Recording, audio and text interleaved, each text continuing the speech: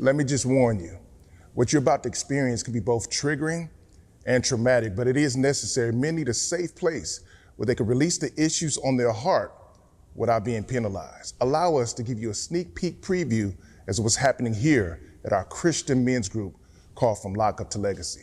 Check it out. Well, 30 years ago, about 35 years ago, I was diagnosed with bipolar.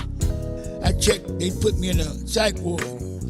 You can be high, be smiling, then I can hit a low. Well, I don't care about nobody. I was,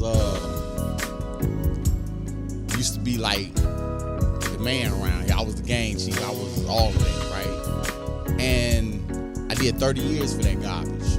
And I definitely mentioned garbage. Let's go back to the simple ways. Because I had a natural life sentence. And when you got a natural life sentence, you sitting there looking at the youth like, oh my God, we got to get out and let these guys know they don't want no joint. They don't want no part of this. I was a kid having kids. And my daughter cut her little finger. I would, hey baby, come here, you know, open up, tell daddy what's going on. But when my son, his shoulder could be hanging off his shoulder, you better not cry. There's a time to tell a young man to shut up, to talk to him like a man. Where we're getting milk toast and mushy, and it's wrong. Men gotta stand up and stop taking direction on how to be a man from those with ovaries or from those who have never raised a man. This society does not have men. It has flip-flopped. The women are running it and the men are sitting back being quiet. Yes, we want to be tough, and yes, there's tough love. We understand that. But a lot of times there's been that absence of the father for so long that they don't even understand that language. So how can I reintroduce this so that they can understand? Because if I come aggressively, then what will happen is I'm not going to do anything but push them further away because they don't understand that language. So most of y'all sitting right here, y'all generation let us down. Straight up, because y'all like the crack epidemic took y'all out. But every event that I throw here is led by women. Men, older men above 50 are never there.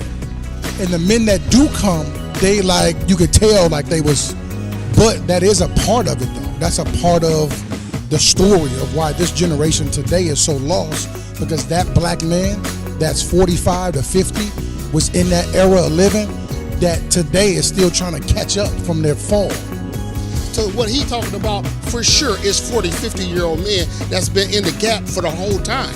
But there's 40, 50-year-old men who've been 30 years in doing this out here, reaching these children. So for me, speaking from my own personal experience, I look to a lot of my best friends' fathers to have those conversations. May he rest in peace. David Daniels, man, that brother right there, man. I'm trying to, man.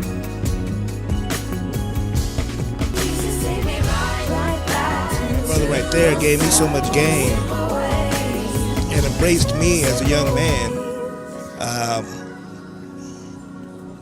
What you just witnessed is what it looks like when men come together in a fireside chat format under the inspiration of God's word. My name is George Moore. I pastor a mission along with my wife called Legacy Reentry Foundation. Listen, go to our website, legacyreentryfoundation.org. Look up FLTL or look up From Lockup to Legacy. That's the subsidiary ministry of Legacy Reentry Foundation. You can get so much more than what you saw here today. When we don't meet like this, throughout the week, you can get sermons, messages, new messages every week, our podcast. So go to the website and get that. Listen, this is where iron sharpens iron, and we want to see you at our next session.